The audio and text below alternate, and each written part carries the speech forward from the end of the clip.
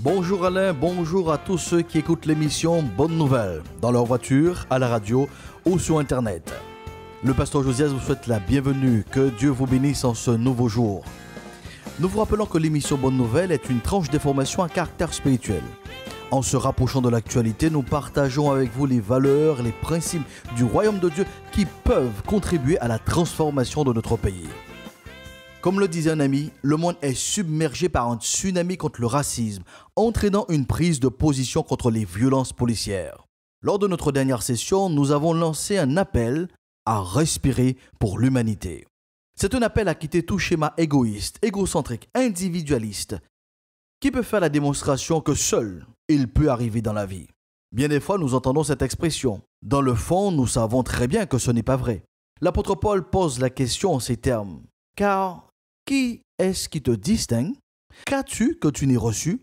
Et si tu l'as reçu, pourquoi te glorifies-tu comme si tu ne l'avais pas reçu? 1 Corinthiens 4, verset 7. C'est une question importante dans l'existence. Elle a le mérite de nous freiner dans tout élan d'orgueil.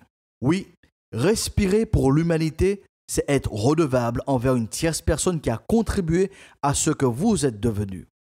Respirer pour l'humanité, c'est intégrer le principe de l'interdépendance, de la complémentarité dans notre société. Personne n'est indispensable, personne n'est irremplaçable. Et en même temps, chacun a sa place, son utilité dans notre société.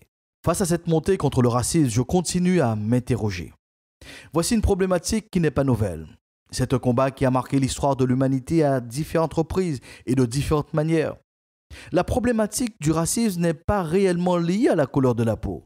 Le racisme est peut-être flagrant, plus visible, quand la variation de la pigmentation de la peau est élevée. Exemple, entre un blanc et un noir. La problématique du racisme est une problématique de croyance, de conviction que l'on a sur soi et sur celui qui est différent. Ainsi, dans l'histoire, nous pouvons souligner deux faits historiques qui relèvent du racisme et qui ne sont pas liés directement à la couleur de la peau. Premier exemple. La Seconde Guerre mondiale a eu lieu car un homme du nom d'Hitler a conduit son peuple à se considérer comme étant la race supérieure. Une idéologie qui a principalement fait des victimes sur le continent européen où la couleur de la peau est la même. Deuxième exemple, en 1994, l'histoire de l'humanité est marquée par le génocide des Tutsis au Rwanda. Ce génocide a été commis par les Hutus, un groupe ethnique du même pays ayant la même couleur de peau. Nous pourrions consacrer toutes les minutes de cette session à énumérer les faits historiques qui démontrent bien que le problème du racisme ne réside pas dans la différence de la couleur de la peau, mais dans une mauvaise idéologie, dans une vision erronée du monde. En parlant de la vision du monde, permettez que je vous rappelle cette vérité fondamentale. Toutes les diversités que nous observons dans la création, dans la faune, la flore, dans les airs, sous la terre, dans la mer, sous la terre, même dans l'univers, cette palette de diversité est voulue par le Dieu créateur. C'est de manière intentionnelle, volontariste qu'elle caractérise la création. Nous arrivons à l'exprimer dans cette expression populaire. Les goûts et les couleurs ne se discutent pas. Alors, question technique. Pourquoi tant de violence sur la différence de pigmentation de la peau? La science a déjà démontré que les hommes et les femmes naissent, fonctionnent, meurent de la même manière sur le plan physique. Si un Japonais ne respire pas pendant un certain temps, la mort en sera la conséquence. Si un Arabe ne respire pas pendant un certain temps, il mourra également. Le racisme est une expression de la perversité du cœur de l'homme qui est contaminé par le virus du péché.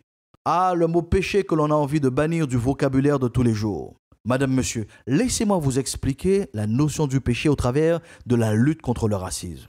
Nous venons de dire que le racisme est un péché devant Dieu. Pourquoi?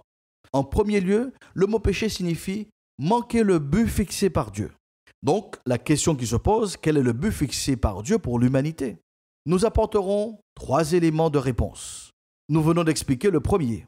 Dieu a voulu et veut la diversité dans la création, et plus singulièrement dans l'humanité. Hommes, femmes, petits et grands, couleurs différentes. Deuxième élément de réponse, Dieu a voulu que l'on se multiplie et remplisse la terre, à un tel point que Dieu sera donc à l'origine de la diversité des langues, selon Genèse chapitre 11. Troisième élément de réponse, ce mixage culturel linguistique donne un seul résultat, l'humanité. Écoutons l'apôtre Paul s'exprimer ainsi. Le Dieu qui a fait le monde et tout ce qui s'y trouve, étant le Seigneur du ciel et de la terre, n'habite point dans des temples faits de mains d'hommes. Il n'est point servi par des mains humaines, comme s'il avait besoin de quoi que ce soit. Lui qui donne à tous la vie, la respiration et toutes choses. Il a fait que les hommes sortis d'un seul sang habitassent sur toute la surface de la terre, ayant déterminé la durée des temps et les bornes de leur demeure, selon Actes chapitre 17. Tel est donc le but fixé par Dieu. Une humanité diversifiée en couleurs, en culture, sur le plan linguistique et même dans son administration étatique.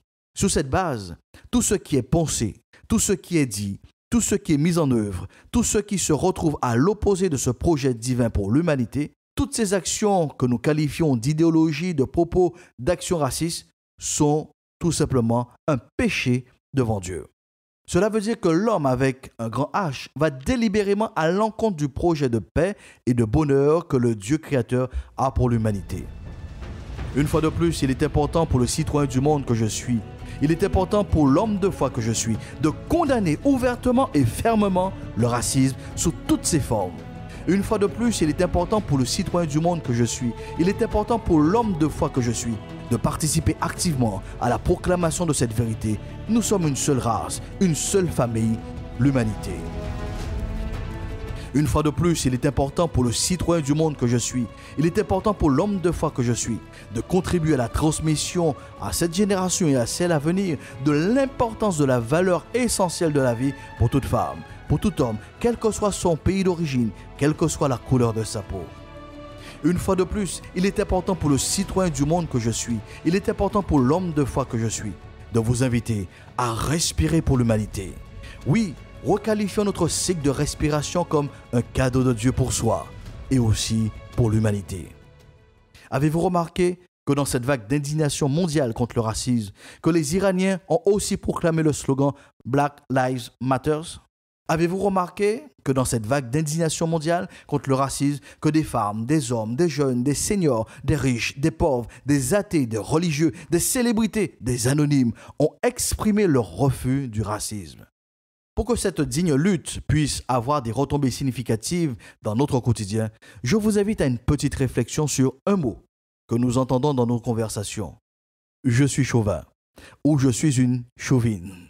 Dans la pensée populaire, le chauvin est celui qui aime son pays, sa culture, qui souhaite la valorisation de sa singularité dans le concert des nations, des peuples. J'attire votre attention sur le décalage qu'il y a entre la conception, l'idée que l'on se fait de l'usage d'un mot et sa vraie définition. Le dictionnaire définit le mot chauvin comme suit. Celui qui manifeste un patriotisme fanatique.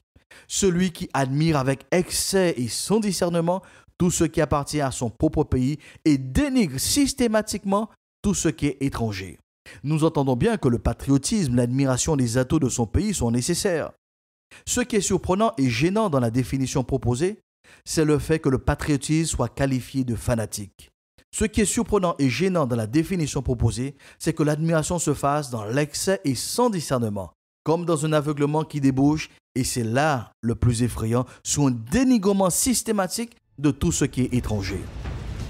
Une fois de plus, il est important pour le citoyen du monde que je suis, il est important pour l'homme de foi que je suis, d'alerter sur l'incompatibilité qu'il y a entre la lutte contre le racisme et le chauvinisme. Je ne peux pas être chauvin et lutter contre le racisme en même temps. En toute honnêteté, un homme ne peut pas être chauvin et en même temps accepter et valoriser l'étranger dans toute sa différence. Une fois de plus, il est important pour le citoyen du monde que je suis, il est important pour l'homme de foi que je suis, d'affirmer que l'éradication du racisme passe obligatoirement par un renouvellement de notre intelligence, de notre système de pensée, afin que nous discernions que la culture, la différence de l'autre a autant de valeur que ma culture et ce qui me différencie de lui. Une fois de plus, il est important pour le citoyen du monde que je suis, il est important pour l'homme de foi que je suis, de nous inviter à respirer pour l'humanité. Oui, il est important que chaque inspiration d'air nous permette de nous approprier les vraies valeurs pour le vivre ensemble. Oui, il est important que chaque expiration d'air nous permette d'évacuer toute pensée, toute conception toxique qui sont nuisibles à l'humanité. Parmi ces conceptions toxiques, le chauvinisme en fait partie. Voyez-vous, un chauvin peut arriver dans l'extrême à poser son genou sur le cou de celui qui est différent de lui, amenant ainsi ce dernier à s'écrier « I can't breathe ». Madame, monsieur, acceptez-vous de relever ce défi pour vous, pour vos enfants, pour la nouvelle génération? Ce défi est d'apprendre à avoir une juste appréciation de sa personne, de sa culture, de son pays, tout en reconnaissant que celui qui est différent de moi, de par ses origines, de par sa culture, de par sa langue, a aussi de la valeur et est aussi appréciable. Oh là, je n'ai pas vu passer les minutes et les nombres de mots qui me sont nécessaires pour l'émission. Je propose que nous nous retrouvions la prochaine fois pour continuer à respirer pour l'humanité. Retrouvez cette session sur la page YouTube du Pasteur Josias. Proclamons sur notre pays, la paix de Dieu soit avec vous pour une meilleure saison.